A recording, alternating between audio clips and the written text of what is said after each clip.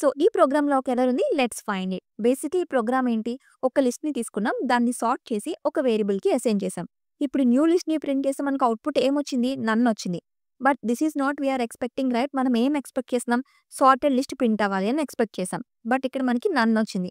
So, ఎందుకు ఇలా వచ్చింది అంటే ఇక్కడ మనం సార్ట్ అనే ఒక మెథడ్‌ని యూజ్ చేస్తున్నాం. So, sort method sorts the list in place and it does not return anything. So, ఇది ఒరిజినల్ లిస్ట్‌ని చేంజ్ చేస్తది and it will not return anything. అందుకే మనం దీనికి ఒక వేరియబుల్‌కి అసైన్ చేసినప్పుడు ఆ వేరియబుల్‌ని ప్రింట్ చేస్తే నన్ వచ్చిందన్నమాట. సో, దీనికి సొల్యూషన్ జస్ట్ మనం దీనికి ఏ వేరియబుల్‌కి అసైన్ చేయకూడదు. సింపుల్‌గా original list li dot sort అని ఇచ్చేయడమే. Now if you print the original list మనకి సార్టెడ్ లిస్ట్ ప్రింట్ అయింది చూసారా?